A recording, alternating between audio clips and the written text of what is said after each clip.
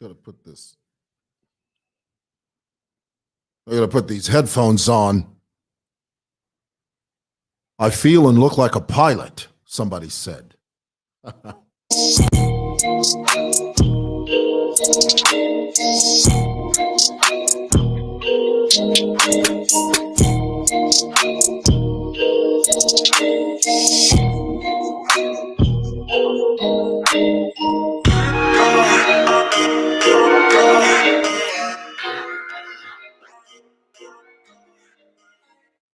Hello, everybody.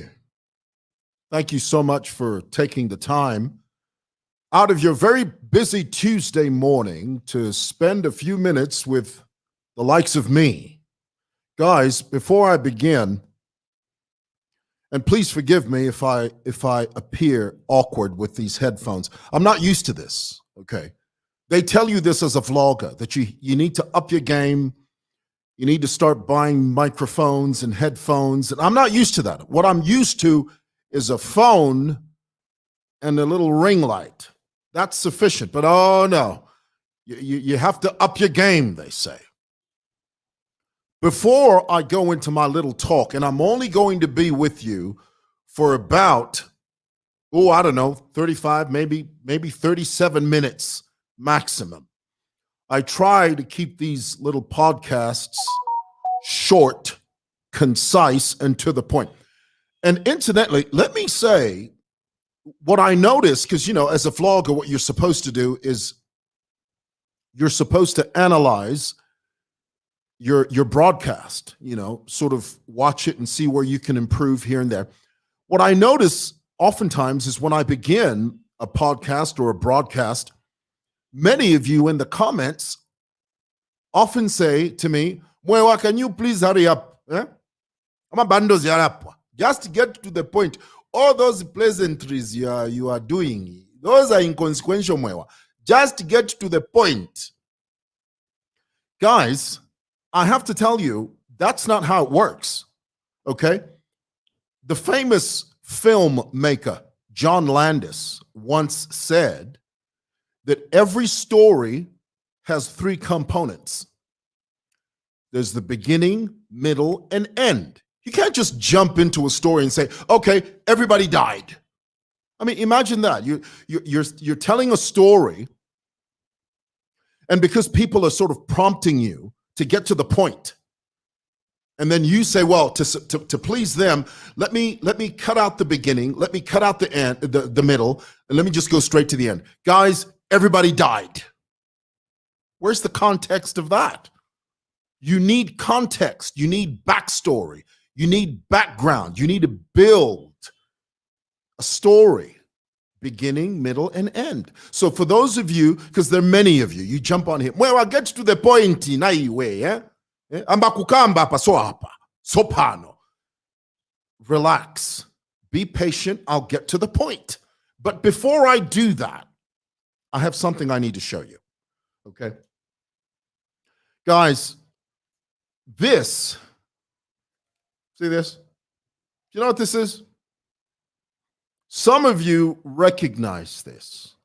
Many of you do not. There's so many young Thundercats out there. So many of you, I see it in my Facebook analytics. The group of people that watch this broadcast are between the ages of 20 and 45. Many of you, some of you, most of you don't know what an LP is. This is a vinyl album. This is what was originally called as an album. This was known as an album. When I was growing up, this is what we had. We didn't have CDs. Well, CDs came much later. But, we had cassette tapes, and then we had the long play. LP, the letters LP stand for long play. For those of you that do not know this. This is Michael Jackson's Dangerous album in LP form. I got this on Amazon. Some of you don't even know what this is. Some of you don't even know what a record player is. A record player, I said that the other day, and my son said, "What's a record player?" I said, "Well, look at this. Look at this. Vinyl, baby. And I'm going to make a controversial statement. Some of you may disagree with this, but hey, it's my truth. It's my story, and I'm going to stick to it. It's my experience. Like somebody said, you can't argue with a man with an experience. LPs sound way better than CDs. There, I said it. Boom. That's the truth. Regardless of what you think or feel, the truth is these sound better than CDs. Stick that in your pipe and smoke it, honey. You should say something. It's real. All right, I'm going to put that away. That was Michael Jackson's Dangerous album. If you've never owned that album, it's one of the greatest albums in the world. That album. Yeah. Who Is It is in there, you know. So many great songs in there. Anyway, let's cut to the chase. I have to talk to you about two things that I think are very important. To some of you, it may not be so important, but let me just get to it. A few years ago, you remember there was a young girl that caused quite a stir.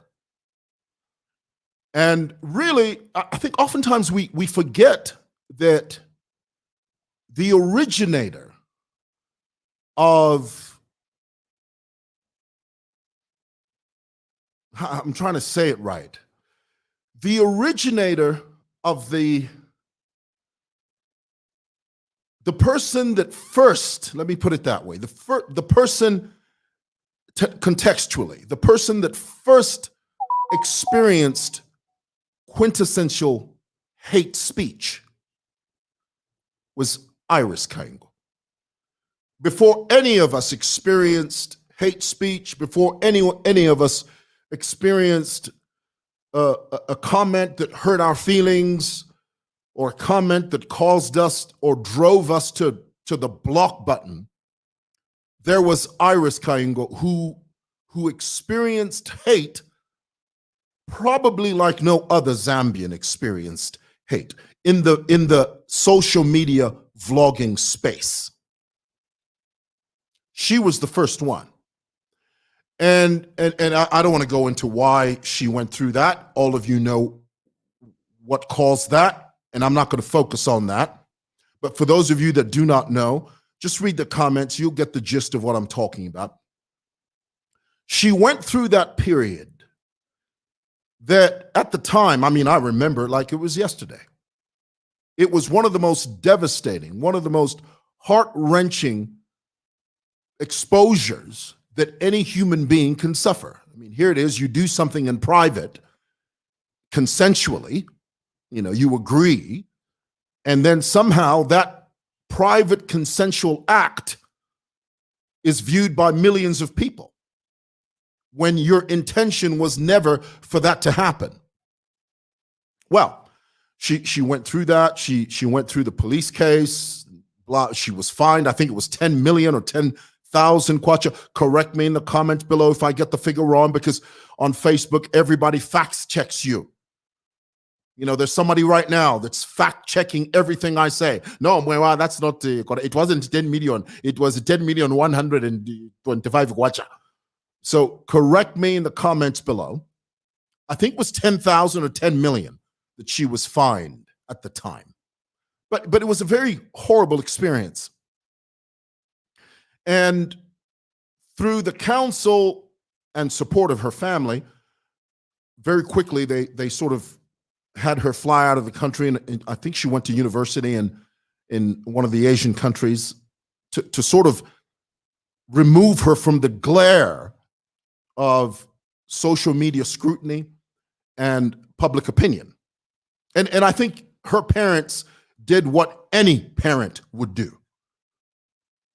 So they took her out, she studied, then came back.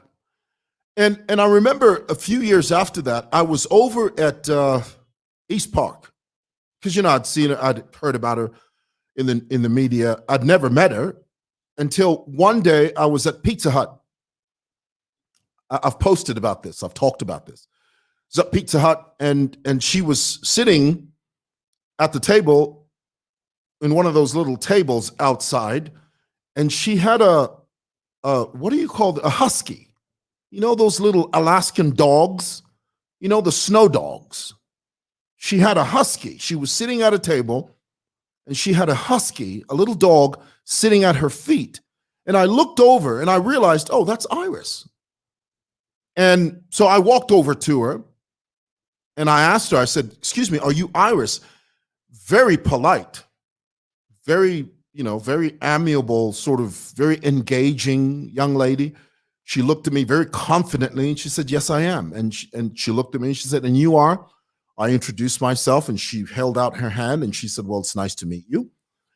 And I did what everybody else does. You ask, may I take a photograph with you? And she's very kind. She said, yes, sure. And I'll never forget, I don't know why I remember this. She turned to me, she says, do you want me to take it for you or you want someone else to take it of us? I said, no, I think I can do it. So I did a selfie thing and that was it. And I said, I think I remember saying something like, it's very nice to meet you. And she said, well, it's nice to meet you too. And I left. That was the first and last time I ever met Iris.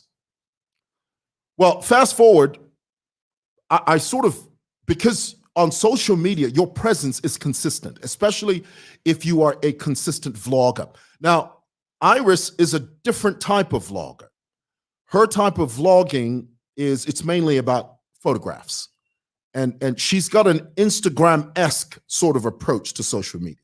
For those of you that know Instagram or Insta or IG, you know that Iris's form of communication is best suited on Instagram because Instagram is mainly about the photograph. It's about, filters. It's about this, that, and the other. Facebook is more about engagement. It's more about what you're saying, what you're selling, or what you're promoting.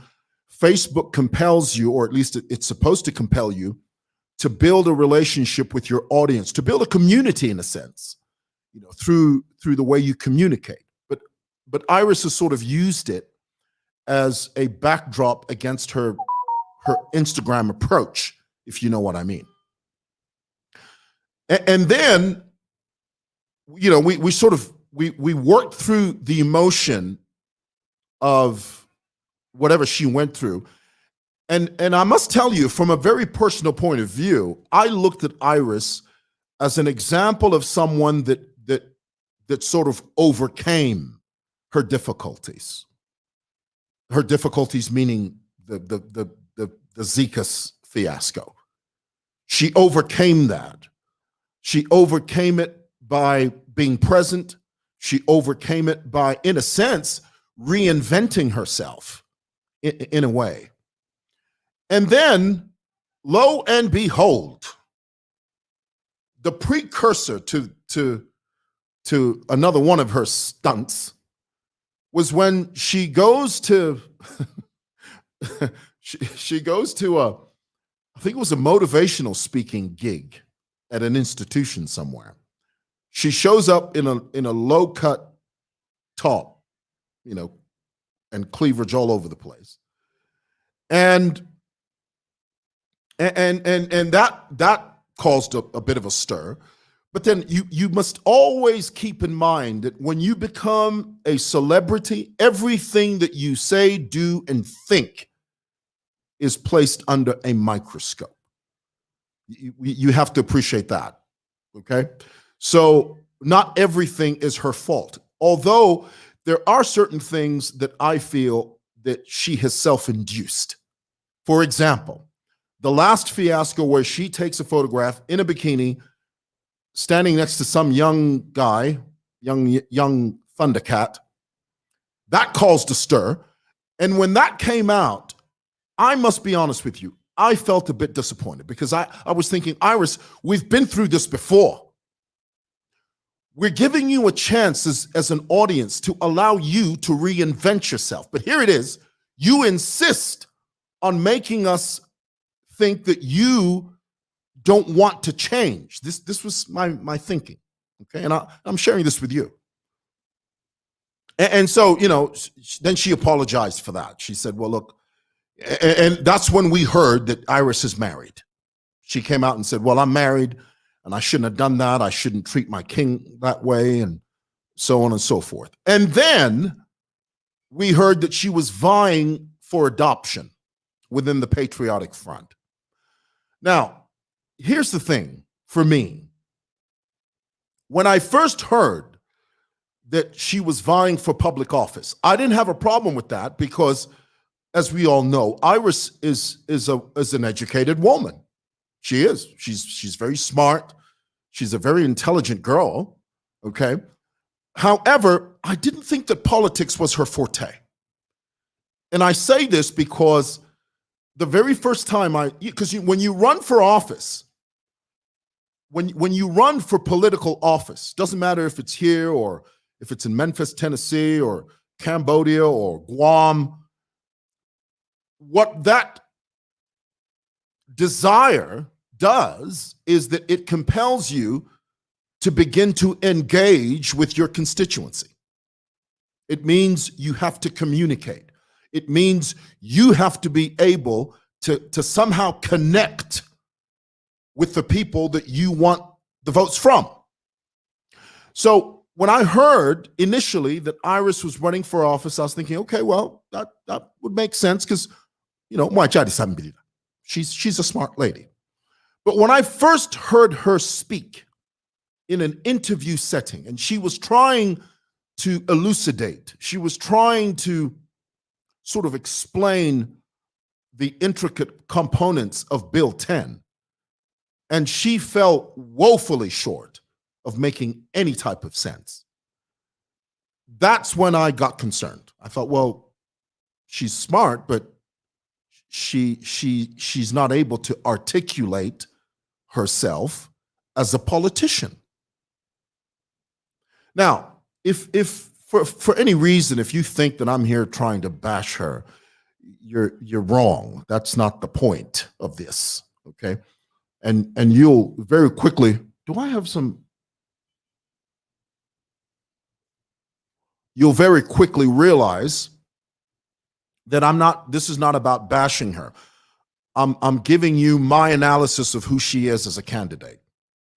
So she was on one of these internet interviews and she was trying to talk about Bill 10 and nothing she said made sense. It was just all gibberish, okay? And then I heard that, well, initially I thought that she would run for office here in town, here in town, one of these cities, Livingston or one of these big cities. But I was surprised to learn that she went all the way to Mwandi.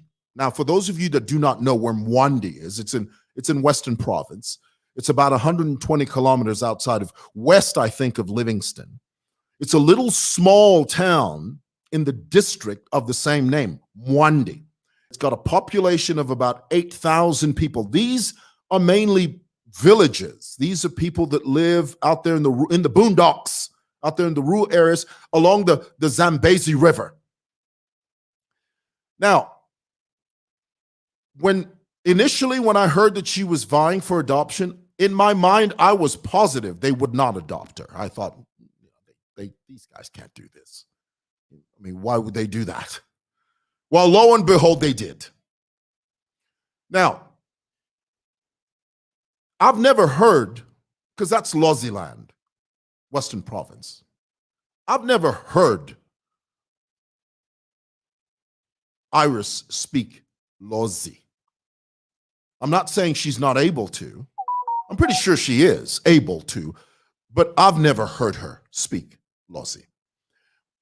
And my view is that in order for you as a candidate to connect, to be relatable to your audience, in this case, to your constituents, you have to be able to speak the language.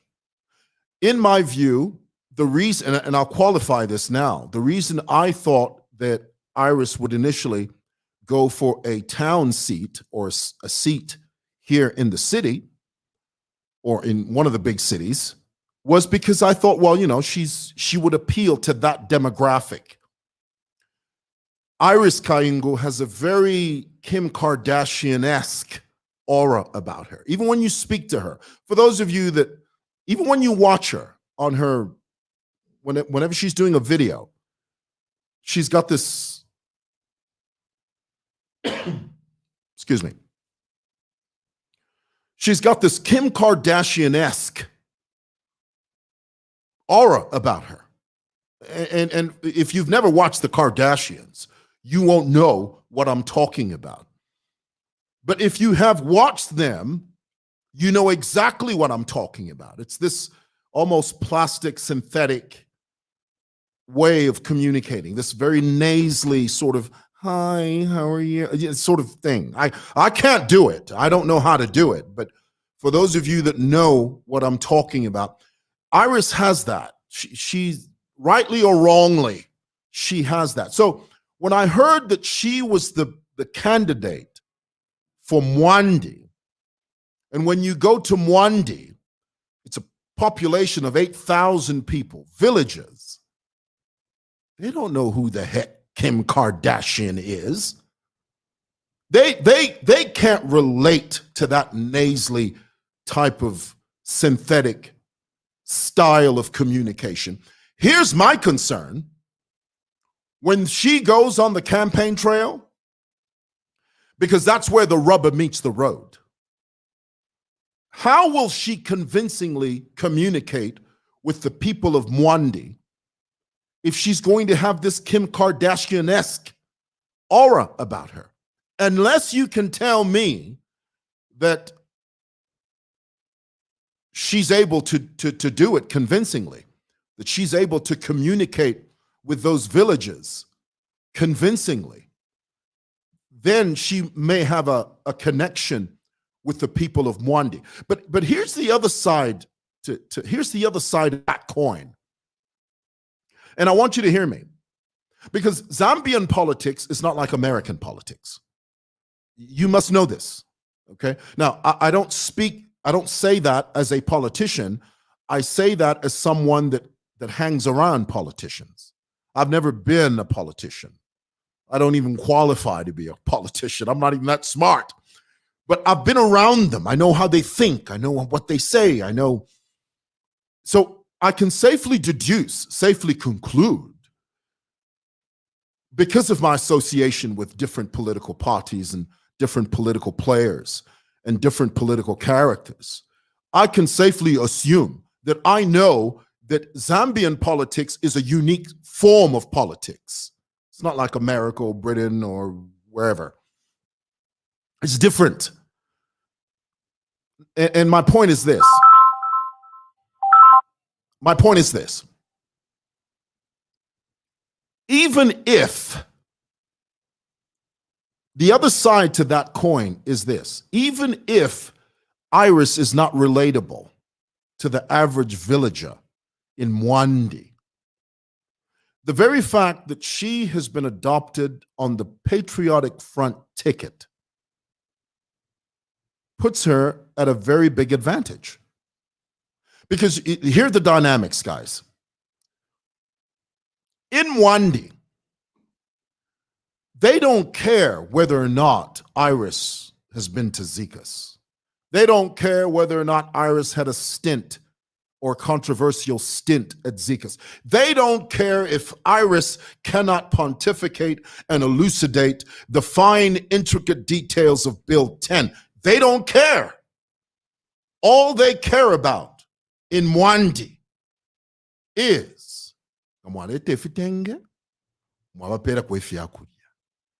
now, here's the difference between you and the people in Mwandi. You see, when these politicians, whoever they may be, whomever they may be, whether it's the ruling party or the guys from the opposition, they all do the same thing. They all bring you gifts and chitenges and all that. In Mwandi, when you take a villager from Mwandi,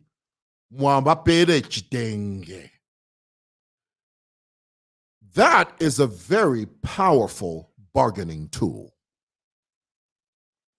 In town, it's not so powerful, because if you give a woman in City Market echitenge, she may wear it once a week, a couple of times a week. But in Mwandi, you have given her something very powerful. It's a piece of clothing. It's a symbolic, powerful piece of identity. So when you tether those two components, you've got a candidate who has the keys to the storehouse, basically.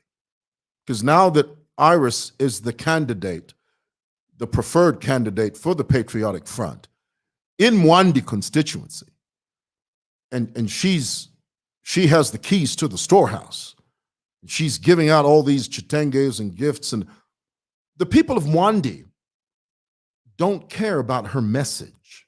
What they care about is the power of what she gives them and what it means to them. Are you getting this? Is this clear? And so some of you may ask the question, but well, what's your point? My point is this. I honestly think that Iris Kaingu has a really good chance of becoming an elected official in Mwandi. Not because of who she is. That has nothing to do with it. Here it is. You've got the party machinery behind her, number one. Number two, the people of Mwandi, they don't know her history, and they don't even care to know her history. Of course, the opposition are going to highlight those faults. But to the average person in Mwandi, they don't care. They don't. And I think that one of the things that we have to look at now as we scan the Zambian political landscape, one of the things we have to look at now is campaign finance reform. And this is the other point that I wanted to make with this, is that it's one thing to vie for an adoption, but it's a completely different thing to actually be adopted, and then you are compelled to put in the work to convince the voters that you are the right one for that job. It's all good and dandy for us to look at Iris being adopted. The question is, will she be committed enough to see this thing through to the very end, or will she simply fly on the wings of the ruling party? And I think that is when you see you see the value of a candidate. If a candidate wins purely based on the ticket, then the candidate has no salt. But if the candidate wins because he or she connects with Mwandi and the people of Mwandi, he or she sees the true need to serve the people of Mwandi, not for the sake of saying I'm an MP. And we go through this every election cycle. Do politicians do what they do because they want to serve the people, or do they do it for self-aggrandizement? Here's my verdict. Initially, I didn't want to see Iris become adopted because I thought that she's a lightning rod. Do you know what a lightning rod is? I'll explain it to you. A lightning rod is someone that attracts the wrong attention. A lightning rod is someone that's always somehow gets into trouble at some stage. You just give her a few weeks, get in trouble. Give her a few months, something's going to come up. So in my view, I thought, well, she's too much of a risk, because if it's not one thing today, it'll be another thing 6 months from now. So I viewed her as a liability. But now we're living in this time where there's this huge call for women to be participants in the political arena, because now when you sort of try to discredit a woman, people will turn against you and say, no, you're not inclusive. You don't want to see women part of the grand scheme of things. If that's how you think, then you're limited in your thinking. What we're talking about, what I'm talking about, is the value of a candidate, the integrity of a candidate. So, having said all of that, and I know to some people I sound like I'm contradicting myself, what I'm doing is I'm giving both sides of the coin. Okay, I'm showing you both sides of the coin. On one side, I felt that she was a lightning rod. Okay, she's too controversial. She's too risky. I'd even said in one of my vlogs, I said, my advice to the Patriotic Front is don't adopt this young lady. Okay, well, they didn't listen to that. Not that they listened to me. Okay, I'm just a guy on Facebook. But the other side to that coin is this. You've got this very intelligent girl who has an opportunity to sort of reinvent herself, but she's riding on the wings of a well-oiled plane. So it begs the question, if indeed she does win, and let's face it, she has a very good chance of winning because of the tickets she's running on, number one. Number two, you've got this new face in politics that always helps. And number three, the people of Mwandi probably look at her as a fresh face, possibly, depending on how she runs her campaign. But folks, here's the other thing that we must all focus on. We must begin to ask ourselves, when people run for office, must it always be one-sided? Because now Iris is going to learn that she has to not only give of what the party sort of enables her to give, she has to give of herself. And let me tell you, politics is not for the faint-hearted. Even if you've got government party machinery behind you, you really have to be committed, doubly committed, and overly committed. You can't just decide today, oh, well, I'm not going. I don't feel well. No, honey. You have to be consistent. You have to run the race all the way to the end. Now that you've been adopted, and my advice to all of you young ladies that have been adopted, you're not in Kansas anymore. You're going to have to put in the work. Your people are going to demand of you to not only give from the resources that the party gives you, but you have to give of yourself. Give of your personal resources and time and commitment. And you have to do it with a big smile on your face. There are no off days. Iris and your crew of homegirls, you're not in Kansas anymore. Once you hit the campaign trail, then the rubber will meet the road. That's when you will realize that vying for adoption is very different from actually being adopted. You're going to see what real politics is. And if you have the commitment, if you have the gumption, if you have the fortitude and the wherewithal to see it all the way to the end, then we'll applaud you. But see it all the way to the end. Okay, this is not Fashion Week where you put something on and you don't like it, you take it off. No. This is see it through the very end. The days when someone walks up to you, and this is the thing about politics, Zambian politics, you have to give of yourself.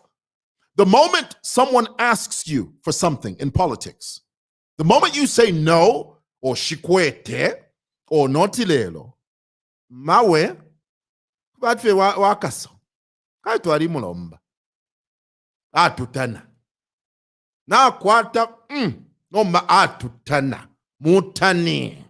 That's what people will say. So you have to constantly have a reservoir of resources to give out. Because, for them, they know as well, this is an election year. You got to milk them for all they have.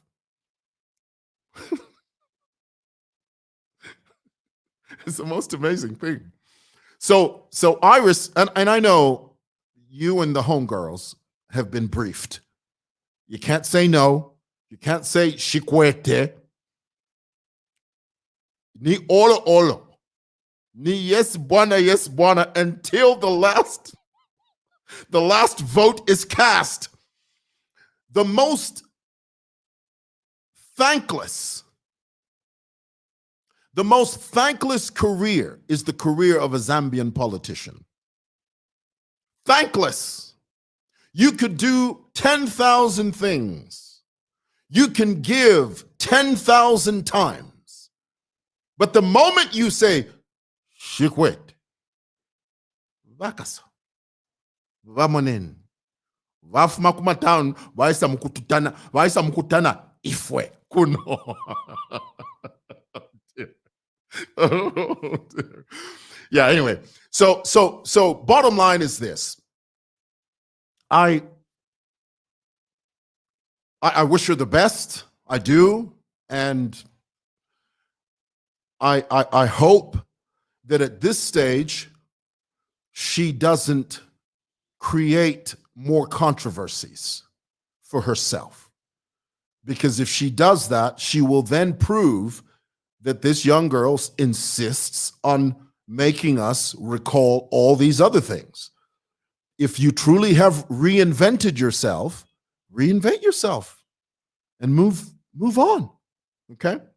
Last word before I open the phone lines and read your comments. The political impotence of this Chilufya Tayali. This young man, you know, the reason I know beyond a shadow of a doubt, he will never appear on a presidential ballot. Never. Because he recognizes that it takes too much personal sacrifice to put himself on the chopping block. This is the reason. Remember when he told the whole country he was going to run for mayor?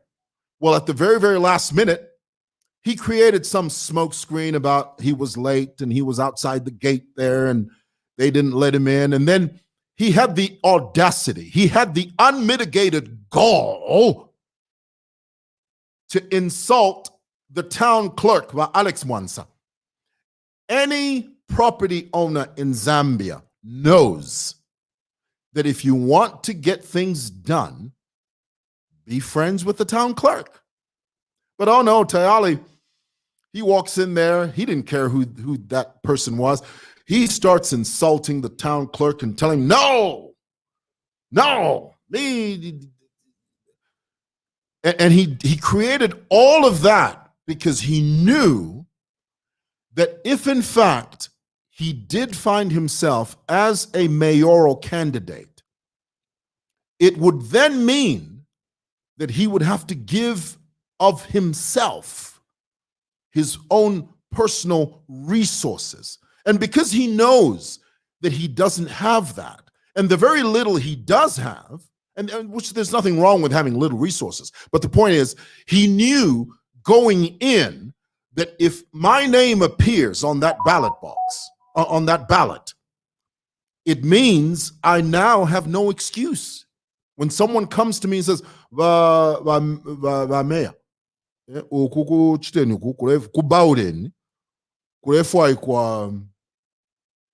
ama bags of cement na masaka ya bunga 50 mwana tusunga shani ba meya. He knew that when it comes to that point, he knew that it's political suicide to say to those people, panoshikwete kuti vamuleja taukwete mukese komairo panoshikwete taukwete ureti abakubaule ni baladi hata ukwete. I laugh, but that is Zambian politics. Tayali knows this, and he knows that he's safer sitting behind his little phone with a little camera and just spewing division, hate, confusion, dissension. It's easier for him to do that than to actually place himself on the chopping block of political scrutiny. He knows this. And that's the reason he will never find himself on the ballot, because it's too much sacrifice. Too much will be demanded of him. So it's easier for him to just sit behind a Facebook camera and talk nonsense from sun up to sundown. And in the process, he gets 30 pieces of silver from whoever that is. Okay. All right. That's what I wanted to tell you. Tell me what you think in the comments below.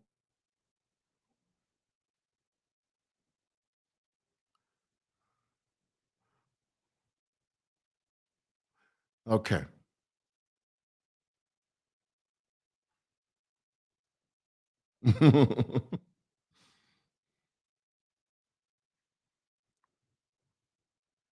All right. Zulu says, imagine she completely couldn't say anything sensible on Bill 10 and she's still considered smart.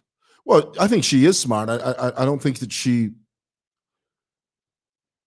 I think that looking back at that video, because when you watch that video where she was being interviewed, she didn't know what she was talking about. And guys, here's the rule. When you're asked a question that you don't know the answer to, it is so easy to say, I don't know.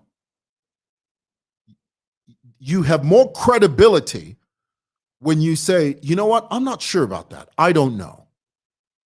You have more credibility when you say that as opposed to attempting to say things that you know nothing about. My dad taught me that years ago. If you don't know the answer to something, say, I don't know. Just say, I don't know. Simple.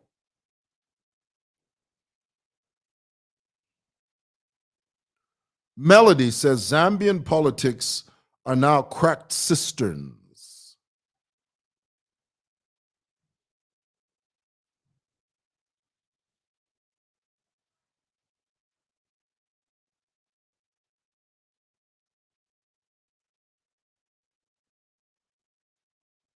Brisson Lungo says, let's not focus on her past, but in her future. You know, before this bikini photograph with the young man, I felt this way. I did. I thought, you know, let's not. But then after that stunt, I thought, you know, this young girl insists on making us question whether or not she wants to be taken seriously. All right. Okay. I'm going to ask you. I'm going to receive one phone call from you. Okay, give me a call here and tell me what you think. Where's the phone? Oh, here it is. And give me your opinion. Because we can receive phone calls now. Can you believe this? We can receive phone calls now.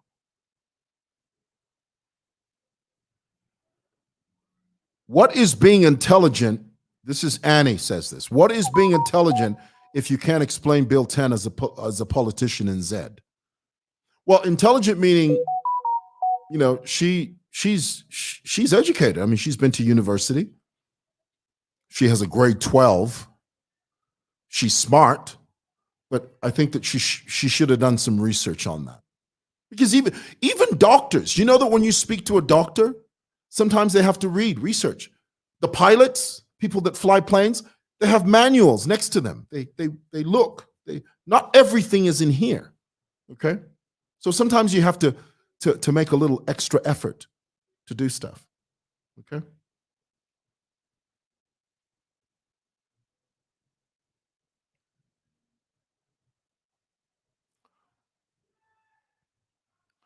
Francis says you have to take note that the father was an established politician. True, and a very accomplished politician at that. That's very true, and point taken. Point taken. Great. Well, hey guys, no phone calls, and it's 11:46. I gotta go. Thank you for listening.